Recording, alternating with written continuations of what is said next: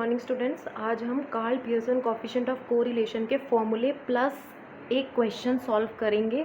ठीक है, तो सबसे पहले कार्ल पियर्सन कोएफिशिएंट कोरिलेशन के बारे में थोड़ा सा देख लो कि कोएफिशिएंट ऑफ कोरिलेशन किस पे बेस होता है। कोवेरिएंस ऑफ टू वेरिएबल्स पर। टू वेरिएबल्स कौन होते हैं इसमें? X and Y. ठीक है, तो this method is widely used in practice. The coefficient of correlation denoted by R. R से रिप्रेजेंट करते हैं इसको, जैसे आर इक्वल्स टू क्या होता है? Covariance of X Y upon standard deviation of X standard deviation of Y. ठीक है, इसका ये हमने क्या किया है, इसके सिंबल्स के साथ इसको शो किया है। नेक्स्ट है हमारा, जब हमें एक्स और वाई का मीन में से डिफरेंस, सीरीज जो होती है ना एक्स और वाई की, हम मीन में से डिफरेंस लेते हैं।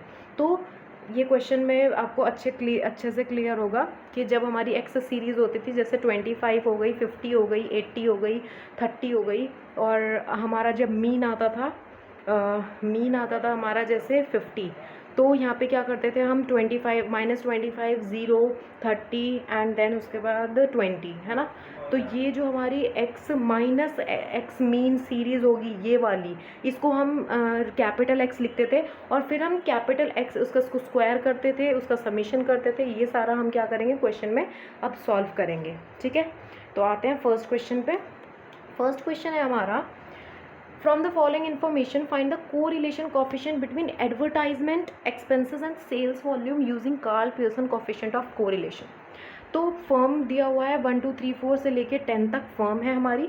एडवर्टीजमेंट एक्सपेंसेस लैक्स में दी हुई हैं और सेल्स वॉल्यूम दी हुई है। देखो इसका सॉल्यूशन ऐसे होगा कि सबसे पहले हम एक्स और वाई सीरीज़ लिख लेंगे जो हमें क्वेश्चन में गिवन है। जब हम इसको एक्स लिखेंगे तो क्या किया हमने, जो मैंने बताया था कि 140 हमारा क्या आया इसका समीशन। अब 140 अपॉन ये कितने नंबर हैं, ये 10, तो 140 अपॉन 10 जब करेंगे 14 आएगा। और जब आप x में से मीन को माइनस करोगे, ये जो सीरीज़ है इसमें से मीन को माइनस करोगे, तो हमारी जो स्मॉल x वाली आएगी सीरीज़, उसको फिर हम आगे फर्दर यूज़ करेंगे किस में? मल्टीप्लाई में और उसका स्क्वायर वगैरह करने में। ठीक है, ये समझ आया। सिमिलरली हम y का करेंगे। ठीक है, x का स्क्वायर कर दो, y का स्क्वायर कर दो, फिर x और y, ये जो हम ये याद रखना, x स्क्वायर और y स्क्वायर को मल्टीप्लाई नहीं करना। यहाँ पे लिखा है x y, तो यानी कि x सीरीज़ से और y सीरीज़ जो हमें गिवन है उसको मल्टीप्लाई करना है। किस किस को? दोबारा से सुन लो, x सीरीज़ को और y सीरीज़ को आपस में मल्टीप्लाई करके तब लिखना है। ठीक है, अब देखो फॉर्मूला कौन सा यूज़ करेंगे। हमने y वाला निकाल लिया 58, x वाला निकाल लिया 14। ठीक है, अब हम सिंपली फॉर्मूला यूज़ करेंगे r इक्वल्स टू हमारा समीशन ऑफ एक्स वाई जो हमने ये निकाला 70। ठीक है, अपॉन में एक्स स्क्वायर कितना है हमारा 22। ठीक है, और वाई स्क्वायर कितना है हमारा 360।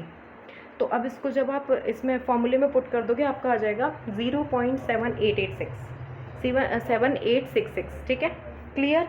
इंटरप्रिटेशन हमने क्या निकाली कि from the above calculation it is very clear that there is a high degree. क्यों? क्योंकि 0.7 किसके क्लोज है? 1 के, ना कि 0.00 के हम लिख दें कि बहुत ही लो डिग्री ऑफ पॉजिटिव कोरिलेशन है।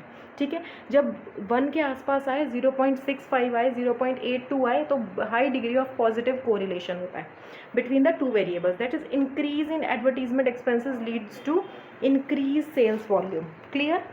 तो आज हमने एक क्वेश्चन ट्राई किया, आप इसको ट्राई करो। कल फिर हम ये वाला क्वेश्चन पढ़ेंगे जिसमें number of students, regular player, ये 2 सीरीज़ दी हुई हैं। ठीक है, क्लियर।